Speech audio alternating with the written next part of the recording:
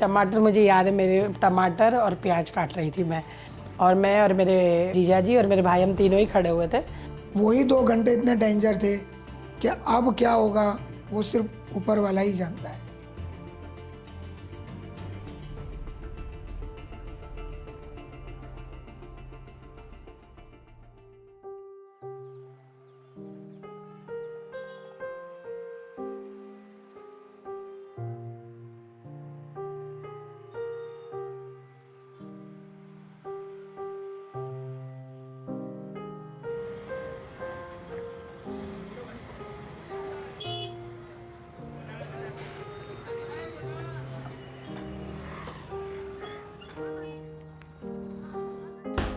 तो आप ऐसा क्यों मानती हैं कि प्रेम के बिना क्रांति नहीं हो सकती?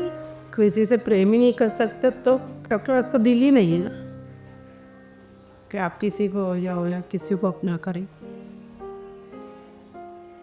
हम ये किसी के हो जाए कि कोई हमें इतना प्यार दे या हम किसी को इतना प्यार दे के वो हमारा हो जाए। प्रेम अपने को है ना कितना मतलब आप खुलते जाते हो। आप सोच नहीं सकते कि आप प्यार कर सकते हो तो किसी के साथ अब हिंसा कभी नहीं कर जल्दी नहीं कर रही हूँ। तो आप सोचो कि अपना पाई सब है यहाँ पे सबसे पहली चीज़। दूसरी, आपको कभी किसी से नफरत नहीं हो, नफरत के लिए कभी स्पेस ही नहीं रही। तो मुझे अनहोनी चाहिए हिंदुओं से जब नफरत, बट हमें क्या, हमारे घर में किसी को नहीं, हमारे घर में किसी को नहीं। तो ये होती है मोहब्बत की ताकत।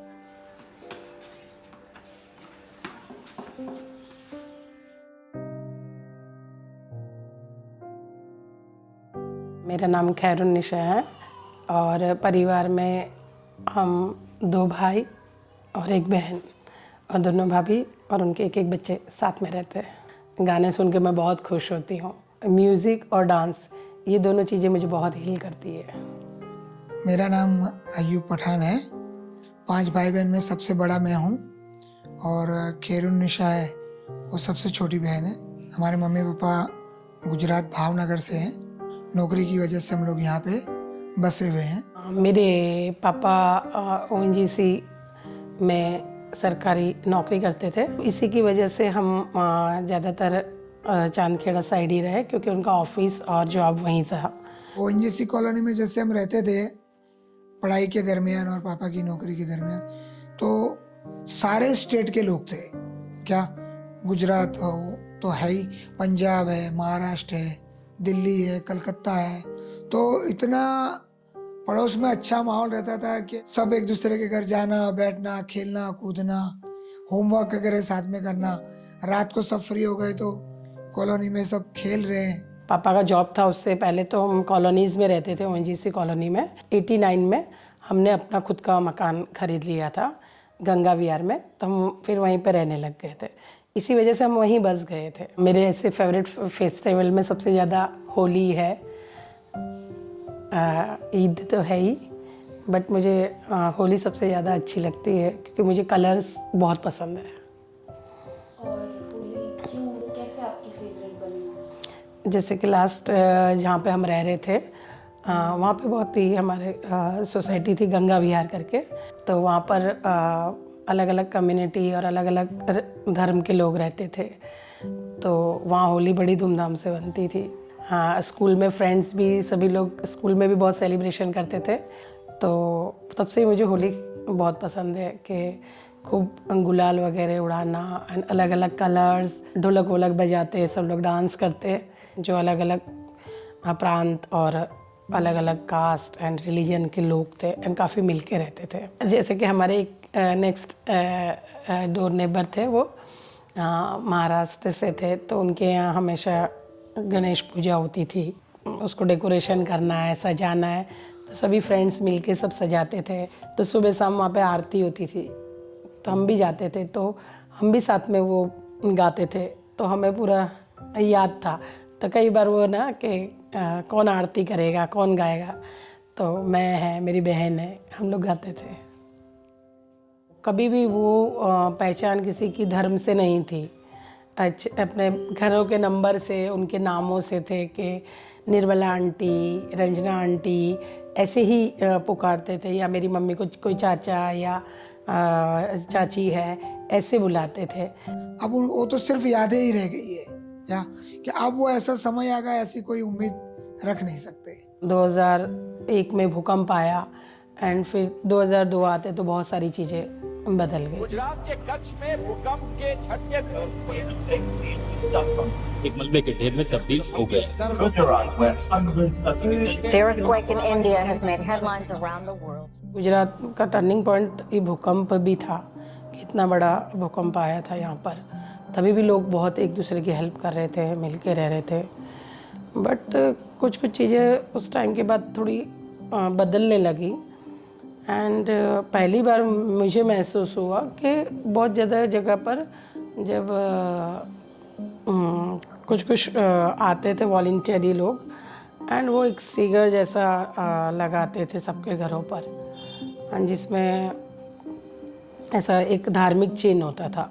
और मुझे तब लगा कि मैं अपने नेबर के घर में बैठी थी तो उनके यहाँ लगाया, और फिर मैं जब अपने घर में आई तो मेरे घर के दरवाजे पर नहीं लगा हुआ था। तब मुझे ऐसा लगा कि ऐसा क्यों करा। पहली बार मेरी दस्तक मुझे वहाँ हुई थी, मुझे याद है। उसी समय मैंने जो बताया चिन्ह वगैरह लगे, तब हमारे घर से एक बेटी स्कूल जाती थी तो उनके जो ड्राइवर थे, ऑटो ड्राइवर, तो उन्होंने हमें ऐसा थोड़ा सा हिंट किया था इनडायरेक्टली कि अलग अलग जगह बहुत सारी अलग अलग छोटी छोटी मीटिंग्स चलते रहते हैं कहीं कहीं एंड कुछ ऐसा तो लग रहा है कि कुछ गलत होगा, बट ऐसा खुल के नहीं कहा था उन्होंने कुछ भी, ऐसे आधी आधी बात बोली थी। हमें वो कुछ ऐसा लग नहीं रहा था कि ऐसा कभी होगा, क्योंकि उसके आगे पहले कोई हिस्ट्री नहीं रही कि वहाँ पर इस तरह का हिंदू मुस्लिम जैसा कोई झगड़ा हुआ हो। तो बट कह सकते हैं कि जब ये सब अलग अलग कुछ कभी है ना, ओपन रैली देखनी, लोग नारे लगाते हुए जा रहे हैं ना, ऐसे भगवा कलर के स्कार्फ पहने, तो मेरी मम्मी को ऐसा लगा कि कुछ सही नहीं लग रहा अंदर से भी। उन्होंने 69 का दंगा भी मेरी मम्मी ने देखा है।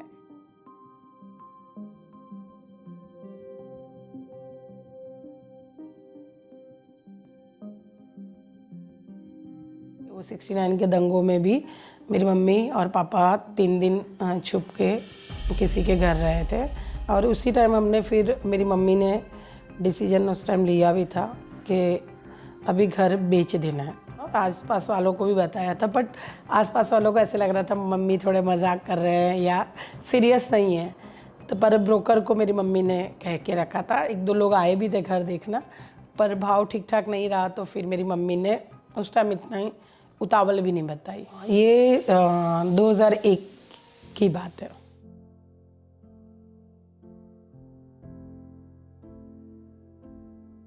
2002 में मेरे भाई की शादी हुई थी 9 फरवरी को भावनगर में।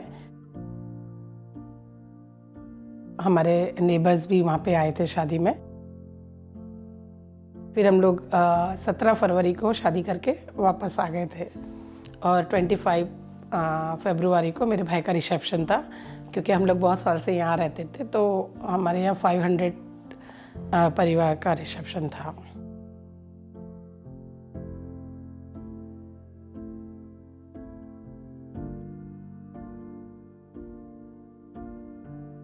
पच्चीस को तो रिसेप्शन ख़त्म हुआ एंड 26 को रात तक सभी मेहमान हमारे चले गए थे। तो 26 के दिन तो हम सभी लोग शाम के बाद सो ही रहे थे, थक गए थे बहुत। 27 को भी सुबह तक हम लोग सो ही रहे थे, दोपहर तक। The violence which spread all across Gujarat began in late February, after this train carrying Hindu pilgrims was attacked by Muslims. One carriage was torched, and 58 people died, mostly women and children.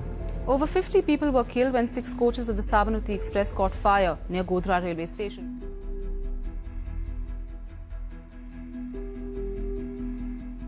Areas, the grief and anger here have already erupted into violence. That's alarming news in a state where racial hatred is deeply 27 ingrained. को लगभग जो गोधरा में train वगैरह चली, ठीक है, वो तो पेपर में टीवी में शाम को न्यूज़ आ ही गई थी। मैं और मेरी बहन एक अपनी फ्रेंड से मिलने गए थे, मेरी दीदी की फ्रेंड से।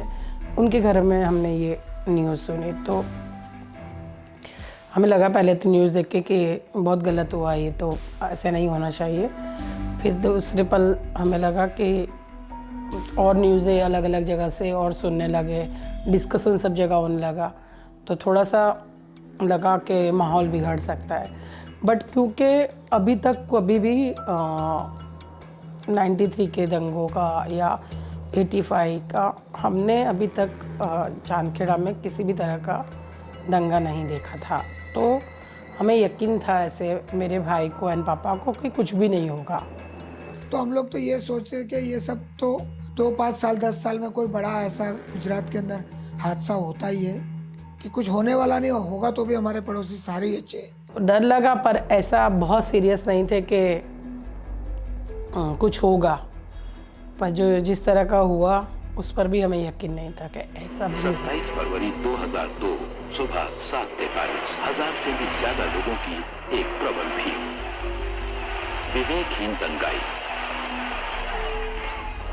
एक साथ गोधरा स्टेशन में साबरमती एक्सप्रेस पर टूट पड़े।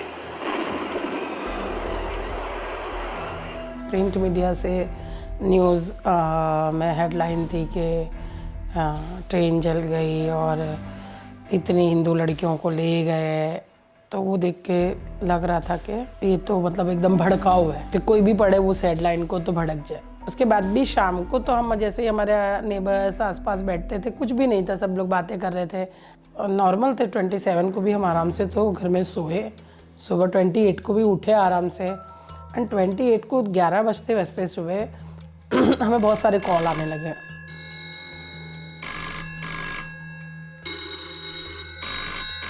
तो जब पहला कॉल आया तब तो बहुत ज़्यादा नहीं डर लगा था ऐसा, क्योंकि हम जैसे कॉल आया ना तो सब घर में बातें करने के लिए, यहाँ पे कभी कुछ नहीं हुआ जैसे चांदखेड़ा में आज तक तो कुछ भी नहीं होगा, जैसे मेरे बड़े भाई का ऐसा कहना था कि कुछ भी नहीं होगा। फिर लेकिन दूसरे तीसरे कॉल के बाद तो फिर हम थोड़े घबरा गए। जो मेरी दीदी है उनको वो सबसे ज़्यादा चिंता हो गई, क्योंकि उनकी बेटी के ऑटो ड्राइवर ने कहा था कि कुछ होने वाला है। वक्त ऐसा आया कि हमको ऐसे समाचार मिलने लगे कि भाई अब तो अपने घर से कुछ दूरी पर ही घटनाएं घट रही है। दोपहर होते होते हमने बहुत सारी जगह हमारे टेरिस पे जाके देखा कि बहुत कई घरों से अलग अलग जगह से धुआं निकल रहा है। तो जो धुआं निकल रहा था उससे अंदाज़ा आ रहा था कि अच्छा ये नसीम का घर है, ये शमीम वाले घर की जगह का एरिया। ऐसे छत पे से धुएं दिखाई दे रहे थे। थोड़ी ही दूरी पे जब आवाज़ें आने लगी, हल्ला हो रहा था, आवाज़ें आ रही लूट फूट की, तो हम लोगों को थोड़ा अड़ोसी पड़ोसी ने बोला कि थोड़ा भाई सतर्क हो जाओ। 4 बजते बजते थोड़ा महसूस होने लग गया कि अभी ठीक नहीं है। तब हमने फिर फैसला किया, मेरे मम्मी ने एंड पापा ने कॉल करके सबसे बात करके, एंड हमने सोचा कि हम शाम तक 5-6 बजे तक हमारी एक फैमिली फ्रेंड है जो मुस्लिम है, तो उन्हीं के घर चले जाएंगे। और कुछ हमारी जो ज्वेलरी थी, गोल्ड ज्वेलरी वगैरह, हमने सिर्फ वो हटाई, और हमारे जो एजुकेशन के डॉक्यूमेंट थे वो, और हमारे नेबर के घर रखे, उनके घर पे सेफ्टी के लिए। हमें लगा कि 2-3 दिन के लिए जाएंगे और फिर सब सही हो जाएगा तो वापस आ जाएंगे। और क्योंकि हम उस टाइम पे मेरी दीदी, जीजाजी, उनके बच्चे, तो वो लोग भी 5 लोग थे और हम लोग खुद 7 लोग हम थे, ऐसे करके हम 12 लोग थे जिसमें 2 बच्चे थे। हमने ये सोचा कि किसी के घर जा रहे हैं तो अभी उन्हें बर्डन ना हो जाए, तो खाली जस्ट हमने ये तय करा कि हम खाना वाना बना के वहीं पर ले जाते हैं। तो मेरा हमेशा जो स्पॉट था जहाँ पर रोज़ मैं सब्ज़ी काटती थी, वहाँ से सोसाइटी का गेट दिखाई दे रहा था। तो मैं सब टमाटर, मुझे याद है मेरे टमाटर और प्याज काट रही थी मैं और मेरे जीजा जी और मेरे भाई, हम तीनों ही खड़े हुए थे। अचानक ही बहुत सारी बाइक्स आई। शाम को 6-6:30 बजे जब खाना बनाने का टाइम होता है तभी वो लोग आ गए 6:30 को। उन्होंने यहाँ पे ऑरेंज कलर की रिबन बांध रखी थी एंड बहुत बहुत अननोन लोग थे जिनको कभी देखा नहीं था। कम से कम 1500 से 2000 लोगों को लूटपाट वालों की गैंग्स वो सोसाइटी के गेट पे आ गई और गेट खोल के ये लोग सोसाइटी में एंटर हो गए। सुबह से जो कॉल पे बात सुन रहे थे और सबके फ़ोन आ रहे थे, उससे समझ आ गया कि अब हमारे घर पर अटैक होने वाला है। फिर बिल्कुल घर के करीब तक आ गए। बड़ी मुश्किल से हम 5 मिनट थे हमारे पास, तो दरवाज़ा आगे का फ्रंट दरवाज़ा हमारा जो घर का था वो बंद किया और फटाफट हम सब लोग नीचे ही थे। तो हम 3 और दूसरे फटाफट मेरे भाई ने बोला चलो चलो, हम सब 3 लोग ने जल्दी जल्दी बाहर निकलो। तो बोले क्या हुआ क्या हुआ क्या हुआ, बस निकलो, फटाफट निकल के पीछे के दरवाजे से हमारे पड़ोसी के घर हम पूछे भी नहीं चले गए। तो उनको तो वो तो घर में थे, उन्हें तो पता ही नहीं था कि ये क्यों आ रहे हैं। 5 मिनट ज़्यादा से ज़्यादा नहीं, उतनी ही देर में हम अपने घर से बाहर निकल गए। The streets have become a battleground. The grief and anger at yesterday's murders has boiled over into violence, looting and religious hatred. उनके घर में जब एंटर हो गए सब, उन्होंने दरवाजे बंद कर लिए, खिड़कियां बंद कर ली, बराबर पर्दे वगैरह। हम जहाँ पर छुपे हुए थे वहीं से हमारा खिड़की घर का बैक साइड का पोर्शन दिखाई देता था घर का। बहुत सारी आवाज़ें आ रही थी, बहुत सारे नारे लगा रहे थे, हल्ला हो रहा था, बहुत पब्लिक आ गई थी। आधा घंटा तो सोसाइटी वालों के जो भी हमारे अंकल आंटी जो भी पढ़े लिखे लोग थे, उन्होंने काफ़ी कोशिश की उनको समझाने की कि भाई नहीं है यहाँ पे, आप क्यों ये सब करना चाहते हो, कि नहीं हमको पक्का पता है यहीं रहते हैं, यही उनका घर है। एंड दरवाजे खिड़कियाँ तोड़ रहे थे, कांच की सारी खिड़कियाँ थी, तो वो एक पूरा कांच एक साथ कैसे तोड़ते बड़े बड़े, वैसे फेंक रहे थे। पूरा दरवाजे नहीं टूट रहे थे, लोहे के थे, तो उसके लिए कितने लोग एक दरवाजे पर चढ़ के एंड जय श्री राम के नारे लगाते थे और दरवाज़ा खींच रहे थे। टूट नहीं रहा था दरवाज़ा, पाकिस्तान मुर्दाबाद के नारे लगा रहे थे। उन्होंने कैसे पता लगा लिया कि यहाँ रहते हैं, मकान नंबर, यहाँ तक कि उनको सब नाम भी याद होंगे, तो चिल्ला रहे थे कि भाई इस फैमिली मेम्बर को बाहर निकालो। मेरे भाइयों के नाम लेके अयूब, मुश्ताक, मुर्दाबाद, लगता है कि लोकल जो भी होंगे ग्रुप्स, उनको पता था कि ये नाम के लोग यहाँ पर रहते हैं। जोर जोर से चिल्ला रहे थे कि भाई जय श्री राम, जय श्री राम। कह रहे थे कि जला दो जला दो। उन्होंने एक कमरे में हमारे सारे कंबल वगैरह, हल्की ठंडी फरवरी की थी, तो उनको जलाया ऊपर उन्होंने, एंड सारा किचन का प्लेटफॉर्म तोड़ दिया। सारे अनाज वगैरह थे वो सारा इकट्ठा करके उस पर पेशाब कर दिए। इसको तो घर में सिलेंडर 2-3 पड़े हुए थे ऐसे ही, तो वो लेके ब्लास्ट करो। तो फिर 1-2 लोग थे, उन्होंने बोला नहीं ये सब तो हम नहीं होने देंगे। उसमें बहुत सारे बच्चे भी थे और वो कह रहे थे ये ले लो ये ले लो, ये सामान उठा लो ये सामान उठा लो। मेरे जो भाभी है वो एक भावनगर से आए थे उनका, तो उनको उस साइड से जितने भी गिफ्ट मिले थे शादियों में और उनके जितने भी सामान था वो तो अभी खुला भी नहीं था ऐसे। एंड वो इनडायरेक्टली हमें रेप थ्रेट दे रहे थे कि अभी शादी यहाँ पर हुई है तो कि हम यहाँ पे सुहाग रात बनाएंगे। एकदम डर में आ गए थे कि हमें अब लगा था कि हम नहीं बचेंगे। एक बार ऐसा हमें हो गया था कि हमें अभी बाहर निकालेंगे और मार देंगे। This is exactly what the authorities hoped would never happen.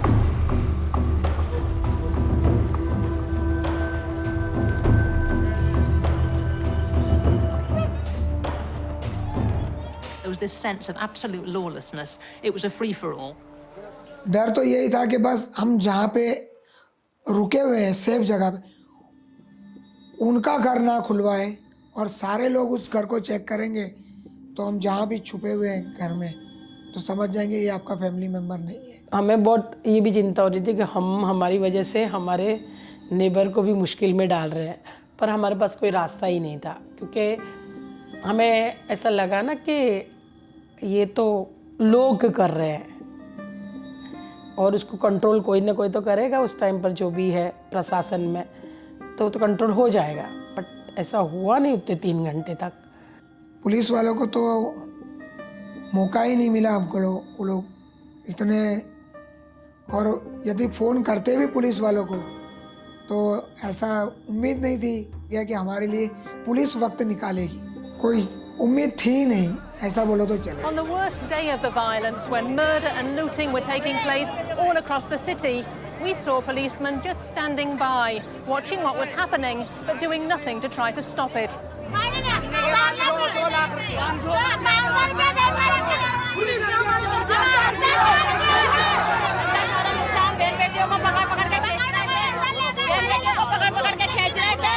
और सबको डरा रहे थे और एकदम नंगे नंगे गाड़ी भगा रहे थे, सारे घरों में घुस गए, सब बोलने लग गए थे क्या पुलिस के साथ सब आए थे। वो 2 घंटे में बोलता हूँ कि हमारे ज़िंदगी के सबसे, वही 2 घंटे इतने डेंजर थे कि अब क्या होगा वो सिर्फ ऊपर वाला ही जानता है।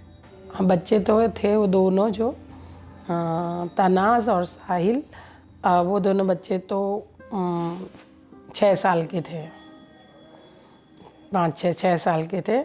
और वो दोनों लगातार जब अटैक हुआ और जैसे ही आवाज़ आने लगी तब से वो सो रहे थे, तो वो 48 आवर्स तक सोते ही रहे। वो उठते नहीं थे, सिर्फ उनको ज़बरदस्ती उठाते थे और खाना खिला के फिर वो सो जाते थे। 2 घंटे उन्होंने पूरे मकान की लूटफाट की और चले गए, सब सामान ले गए। आधा मोब जैसे तो चला गया था, जो नहीं जुड़ जाते एक भीड़ के साथ, वो लोग तो निकल गए थे। पर बहुत कुछ लोग तो थे कि वो हम देखेंगे वो लोग यहीं छुपे हुए हैं। वो अंकल ने यूँ बोला कि बेटा अभी तो वो लोगों को शक पड़ ही गया है कि आप लोग यहाँ पे हो, ठीक है।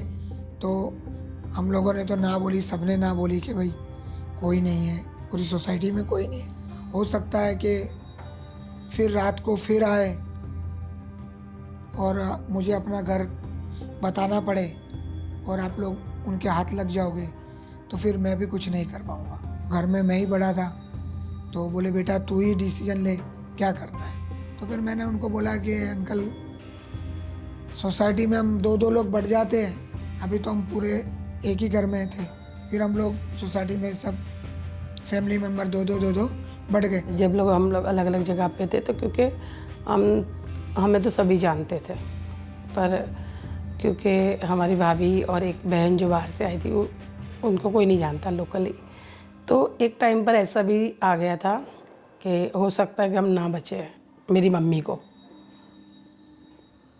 कि शायद पकड़े जाएं और मार दिए जाएं यूँ, तो शायद वो बच जाए। तो उस हिसाब से मेरी मम्मी ने ये डिसाइड करा कि आप साड़ी वगैरह पहन ले एंड बिंदी वगैरह सिंदूर है ऐसा लगा ले ताकि शायद तुम बच जाओ।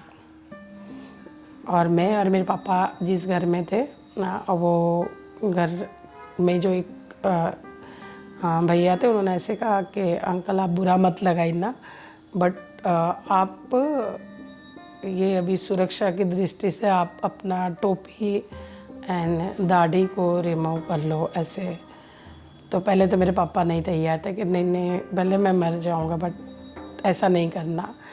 बट उन्होंने कहा कि देखो अभी वो सिचुएशन आप सोचिए कि आपके साथ पूरा परिवार है, तो उनको तैयार करा, तो बहुत पेनफुल था मेरे पापा के लिए। तो हमारी सोसाइटी के वालों ने सबने मिलके मीटिंग वगैरह किया कि भाई अभी तो पूरी रात निकालनी है, तो कैसे निकलेगी, वापस से आएंगे तो ये इससे भी अच्छी सलामत जगह पर चले जाए तो सोसाइटी वालों को भी सुकून मिल जाएगा कि भाई ये लोग सही सलामत जगह पे पहुंच गए। इसलिए उन्होंने मीटिंग वगैरह आपस में किया, तो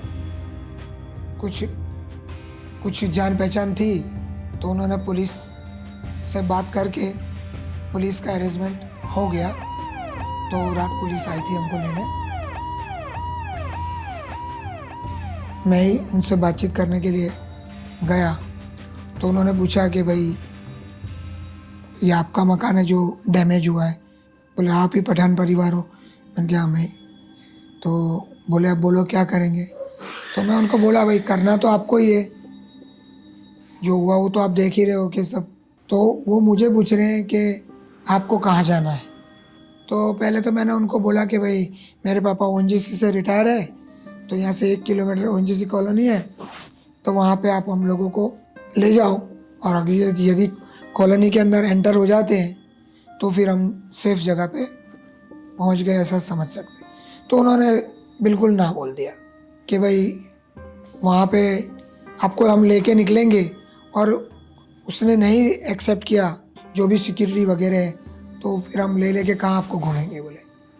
थोड़ा दूर जुहापुरा वगैरह बोला कि भाई हो सकता है, तो वहाँ पे हमारे काफ़ी पहचान वाले रिटायर ओएनजीसी वाले, तो वहाँ भी ले जाने से ना बोल दिया।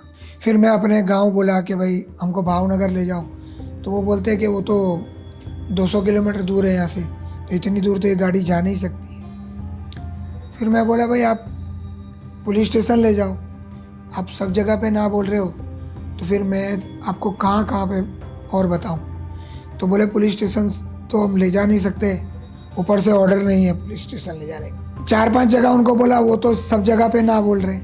तो फिर मैं काफ़ी गुस्से में था, काफ़ी अपसेट था, कुछ दिमाग तो काम कर ही नहीं रहता इतना सब होने के बाद। तो मैं उनको यूँ भी बोला कि आप तो सब जगह पे ना बोल रहे हो, आप अपने घर ले जाओ। तो भी वो लोग एक दूसरे का मुंह देख रहे हैं, उनको खुद को समझ नहीं हो रहा है कि इसको अपने हाँ कैसे बोले। फिर बड़ी मुश्किल से मुझे अपने पुलिस स्टेशन में मेरे एक कज़िन ब्रदर है, तो फिर मैंने उनको ये नाम बताया कि भाई, क्योंकि वो खुद भी अडालज पुलिस स्टेशन की वो पुलिस आई थी, हमारे घर से 5 किलोमीटर दूर पड़ता है अडालज। वो भी ये बोला कि वो अगर जो ना बोल देंगे तो क्या होगा। मैं बोला भाई आपको ना बोल देंगे तो मैं आपको राइटिंग में दे दूंगा, आप मुझे अडालज पुलिस स्टेशन के बाहर मेरी फैमिली के साथ छोड़ देना, इससे ज़्यादा मैं आपको क्या समझा सकता। तब जाके उन्होंने हाँ बोली कि बैठो। जब निकले तो हमारे सारे सोसाइटी के लोग भी बाहर आए। हम जा रहे थे, एक डब्बे में पुलिस का आया था वैन बड़ा, उसमें बैठे। जो हमारी सहेलियां थी, फ्रेंड्स थे, जिनसे हम रोज़ मिलते बैठते खेलते, तो सभी महिलाएं और सारी फ्रेंड्स रोने लग गए थे। जो छोटे छोटे बच्चे भी हमारे घर खेलने आते थे। हमारे सोसाइटी में, हमारे घर में शाम को खाने में सारे बहुत बच्चे आते थे खाना खाने के लिए, ऐसे ही।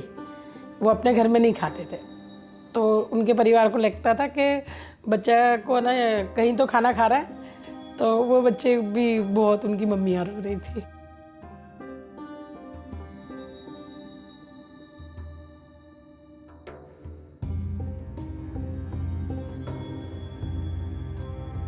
गाड़ी बाहर निकाली, बिल्कुल सन्नाटा था, कर्फ्यू लगा हुआ था, बहुत ज़्यादा अंधेरा था।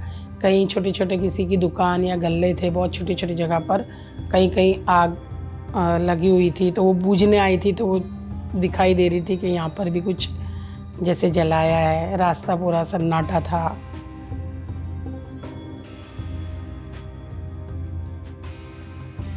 फिल्मों में जैसे दिखाते ना, अंधेरी रात है, कुत्ते दौड़ रहे हैं कहीं पर इक्का दिक्का लोग कहीं दिख रहा है, और पूरी जगह पर कहीं कहीं छोटी छोटी आग है रास्ते में, और कोई नहीं है पूरे रोड पर। पूरा रोड शांत है।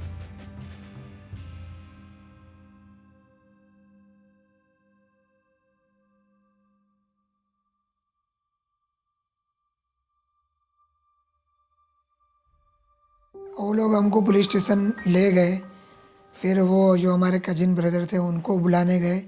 अंदर ही पुलिस क्वार्टर्स वगैरह थे, तो एक कांस्टेबल गया, उनको लेके आया। फिर वहाँ से उनके घर पे हमको ले गए।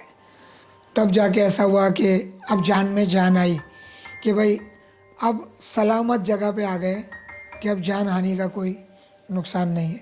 एक डरावना सपना देख के आए हैं, पर वो सपना नहीं था, वो एक्चुअली हकीकत ही थी। कभी भी उसको बोल नहीं पाएंगे। वहाँ से और परिवार भी उनके घर पर, जो उनकी छोटी बहन थी, उनके ससुराल वाले थे, ऐसे करके हम 45 लोग थे। और भी लोग थे, तो थोड़ा लगा कि एक दूसरे का सपोर्ट है, और सेफ जगह पर आ गए। क्योंकि मेरे जीजाजी थे वो पुलिस में ही थे, तो थोड़ा सा ऐसा हुआ कि यहाँ पे तो कुछ नहीं होगा अब।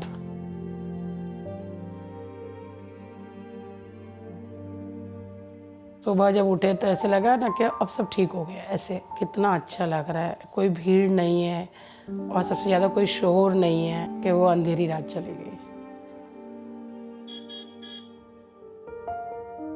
फिर सुबह 8 बजे तो सभी लोग हम नहाए वगैरह, सारे लोग ने थोड़ा सा फ्रेश हुए, चाय वाय पी, फिर सब जनरली सब लोग बात कर रहे थे। तो मेरे भाई है जो छोटे वाले, मुझे पता है वो बहुत रोने लग गए थे कि बहुत गलत हो गया, ऐसे सारा हमारे घर तोड़ फोड़ दिया। और मेरी मम्मी रो रहे थे तब दोनों, तो वो ऐसे कहते थे कि इतने पापा ईमानदार है एंड आप भी इतने ईमानदार हो, तो फिर हमारे साथ ऐसा क्यों हुआ, इतना गलत। तो बोला ना हम तो अभी यंग है मम्मी, पर तुमने तो पूरी तुम्हारी ज़िंदगी पूरा घर मम्मी पापा ने बसाया है, पूरा आपका तो सब मतलब अपना घर पूरा बर्बाद हो गया। ऐसे भाई का ऐसे कहना था कि ऐसा डरना नहीं चाहिए था, हमें लड़ लेना चाहिए था ऐसे। तो मेरी मम्मी ने ऐसे कहा कि सामान जल गया है ना,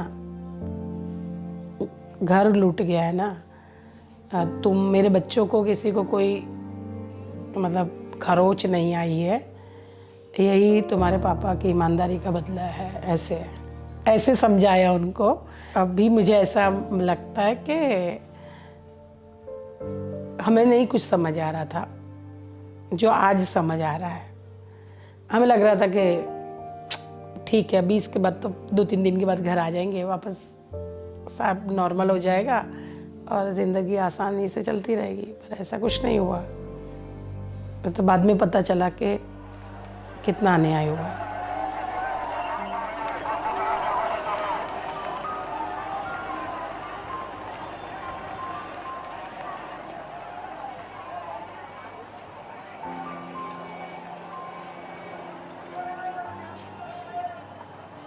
घर के टोले आए, इधर से 5000 का टोला, इधर से टोला है, हम कैसे भागे एकदम? ये हिसाब लोग से भाई कुछ जवाब नहीं, ये गली में से वो गली में सब घुस गए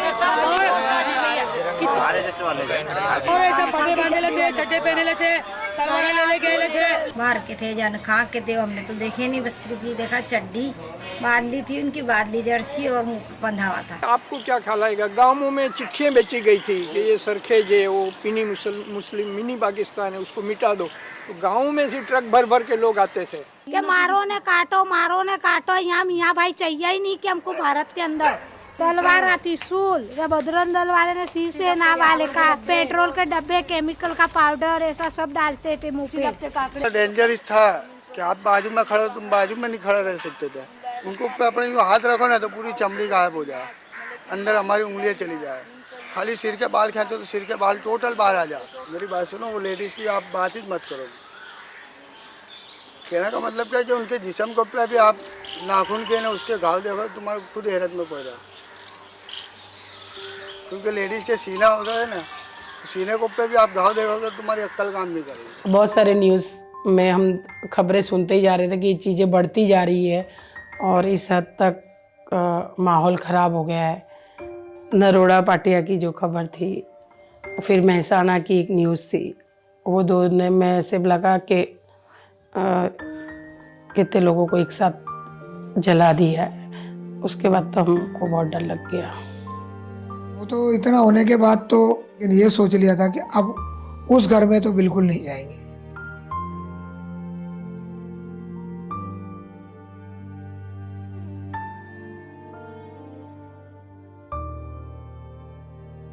दस दिन तो हम उनके यहाँ पे रहे, ठीक है, जो हमारे कजिन ब्रदर थे उनके यहाँ। उसके बाद फिर कुछ गाड़ी वगैरह चालू हुई तो फिर अदालत से हम लोग जुआपुरा आ गए।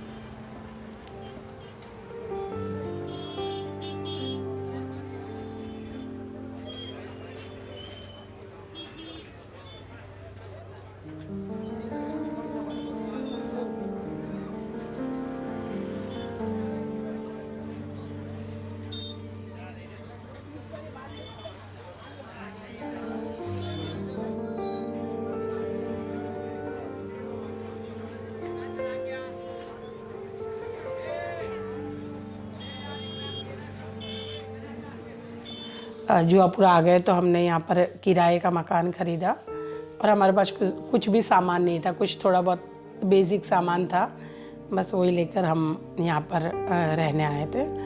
तो हम 1500 रुपया रेंट देके और उस घर में रहना शुरू किया हमने दोबारा। हम 1 BHK में 9 लोग रह रहे थे। हम पहले रह रहे थे वो तो टेनामेंट था, राइट, बंगलो टाइप था, वो 3 BHK था, तो काफ़ी बड़ा घर था। और अभी हम यहाँ पे एकदम शिफ्ट हुए थे तो हम 3rd फ्लोर पे था, लिफ्ट नहीं थी उसमें, बट उस टाइम तो लग रहा था कि भाई अभी ना कभी किसी के घर रहे नहीं, क्योंकि हमारे घर तो ऑलरेडी मेरी मम्मी और पापा का इतना वेलकमिंग था कि हमारे हमेशा गेस्ट आते रहते थे। और अभी ये थी स्थिति कि हमें किसी के घर पे रहना पड़ रहा है, तो वो भी बहुत नहीं अंदर से मन लगता था।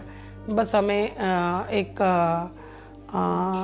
ऑर्गेनाइजेशन थी उसकी तरफ से हमें 4 तकिए और कुछ गद्दे 3-4 और कुछ बेसिक बर्तन, ऐसा हमें रिलीफ में दिया हुआ था। उससे फिर हमने अपना फिर से जीवन शुरू किया हमारे परिवार ने।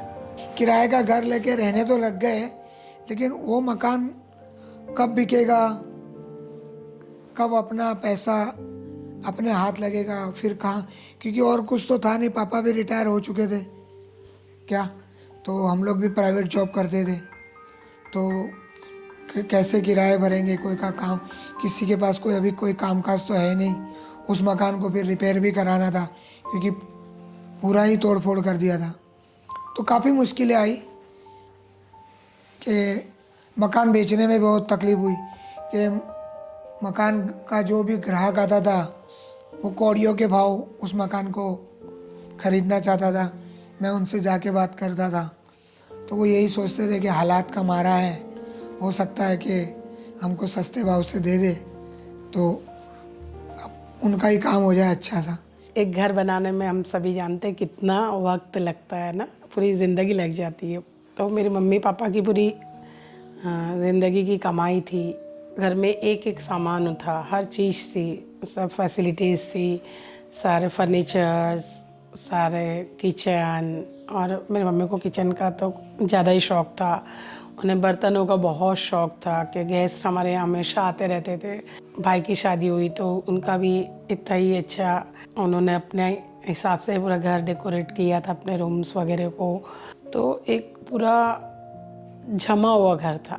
जैसे कि हम मकान खरीदते हैं और उसको घर बनाते हैं, राइट, और उसमें कितना सब कुछ जाता है, आप एक एक चीज़ कमा के बचा के उसको आप संजोते हो। और यहाँ पे तो हम दिन भर खाली बैठे रहते थे, एक कुछ पोटलों के अंदर बेसिक सामान थे, वही कॉर्नर में पड़े रहते थे, दिन भर बैठे रहते थे, कुछ काम नहीं होता था, खाते थे फिर बैठते थे, तो कुछ समझ नहीं आ रहा था शुरुआत कहाँ से करें, क्या करेंगे, बार बार रिपीट होती थी वो रात शाम ऐसे। जख्म तो भर जाता है लेकिन उसकी यादें तो मरते दम तक रहती है, ठीक है, तो जीना तो इंसान नहीं छोड़ देगा। तो हालात के साथ लड़ते गए, माहौल जैसे जैसे सुधरता गया, फिर अपने कामकाज में रोजी रोटी पे लगे रहे। उस टाइम बस मुझे ऐसा लगता है कि उस टाइम बस ऐसा था कि बच गए, ये दिमाग पे बहुत असर कर रहा था कि हम अलग अलग जगह की सुन रहे थे कि यहाँ इतने लोग को मार दिया, यहाँ इतने लोग को जला दिया, या किसी को स्टेबिंग कर दिया, ये सब चीज़ें, तो बार बार हमें ऐसा होता था कि हम बच गए। तो उससे आगे शायद हम नहीं सोच पा रहे थे, मतलब मैं तो नहीं।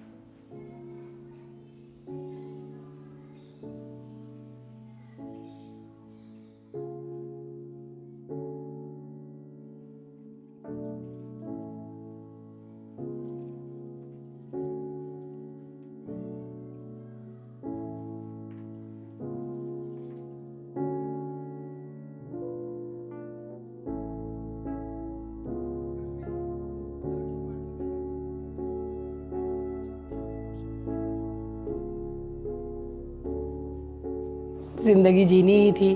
तय कर लिया था कि कुछ भी आजू बाजू जो भी हो रहा है, जैसे भी लोग आगे बढ़ रहे हैं, हमें भी अपने आप को धक्का मार के आगे तो बढ़ाना ही है। तो एक स्कूल बनी थी उस टाइम पे नहीं, तो फिर वहाँ पे ऐड आई थी कि टीचर्स की ज़रूरत है। तो फिर मैंने मेरी बहन से कहा कि मैं इंटरव्यू देने जाऊँ, मैं जॉब करूँगी। तो मैं और मेरी फ्रेंड जो एक बनी थी यहाँ पे, वो भी उधर से चांदखेड़ा से ही मूव हुई थी। तो हम दोनों फिर नज़दीक थी वो स्कूल, वहाँ पर इंटरव्यू देने के लिए गए थे। तो पहली बार मैंने वहाँ पे एक स्कूल में एज ए टीचर्स मैं 9th और 10th के बच्चों को हिंदी पढ़ाती थी। और पहली बार मैं जब इंटरव्यू देने गई थी, ये सोच के गई थी कि मुझे 500 रुपीज़ भी मिलेंगे तो मैं वहाँ पर काम करूँगी। बट मेरा कंडक्ट इंटरव्यू बहुत अच्छा हुआ, तो उन्होंने कहा कि हम आपको 1000 रुपीज़ सैलरी देंगे। तो मैंने उसी टाइम हाँ बोल दिया। और फिर मैंने घर में आके मेरी बहन को बताया कि 500 सोच के गई थी ना, 1000 का ऑफ़र किया है। तो मैं इतनी खुश हो गई थी। और तब मैंने ऐसे तय करा ना कि अभी 1000 आएंगे ना तो हम ये खरीदेंगे, वो खरीदेंगे, घर का सामान खरीदने का पहला दिमाग में मेरे आया था कि हम घर को फिर से सजाएंगे। वहीं से एक जर्नी मेरी जो काम की है वो शुरू हुई है। तो फिर धीरे धीरे स्कूल में जब मैं जाती थी तो थोड़ा और बाहर निकलने लगी, तो मुझे पता चला कुछ NGOs के बारे में, क्योंकि उस वक्त रिलीफ के लिए बहुत सारी सामाजिक संस्थाएं काम कर रही थी। तो मुझे हमेशा लगता था कि कई बार मेरे अलग विचार हुआ करते थे। तो मुझे ये एक प्लेटफॉर्म ऐसा मिला सामाजिक संस्थाओं का, जहाँ पे मुझे लगा कि ये मेरे विचारों वाली जगह है। तो फिर मैंने एक सामाजिक संस्था को ज्वाइन किया और फिर मैं वहाँ पर एडोलेसेंट गर्ल्स और उनकी शिक्षा के लिए काम करना शुरू किया। जो ड्रॉप आउट चाइल्ड थे, गर्ल चाइल्ड थी, उनको मैंने मतलब पढ़ाना शुरू किया। मैं ऐसे वहाँ पे भी टीचर जॉब करती थी। फिर धीरे धीरे मुझे कम्युनिटी में काम करने का मौका मिला। मैंने देखा कि इतनी सारी महिलाएं हैं, उनसे हम मिलते थे, जाते थे कम्युनिटी में, जब फील्ड विज़िट करते थे। तो मुझे भी ऐसे लग रहा था कि ठीक है, मैं कहीं और अभी आई हूँ, तो ये अलग एक मेरे लिए दुनिया है और ये काम करने की एक अलग ही जगह है। ऐसा तो मुझे कभी मैंने सोचा भी नहीं था कि मैं इन कामों में आऊँगी और इतनी एक्टिवली उसमें इन्वॉल्व होंगी। पर मुझे लगता है कि वो समय ऐसा था ना कि मुझे अच्छा लग रहा था और मैं ना बहुत लोगों के साथ मिक्स होती थी। मुझे लग रहा है कि वो चीज़ मुझे हील कर रही थी। तो मैं आज कनेक्ट कर पा रही हूँ इन चीज़ों को। पर उस टाइम में और लोगों की बातें सुनना, उनके साथ बैठना, देर तक बातें उनकी सुनना कि वो क्या ज़िंदगी में फेस कर रहे हैं, तो फिर लगता था कि हम अकेले ही दुखी नहीं हैं दुनिया में, और लोग भी दुख है। तो शायद जैसे कहते हैं कि प्यार को बांटो तो प्यार बढ़ता है और दुख को एक दूसरे को सुनो तो वो थोड़ा कम होता है।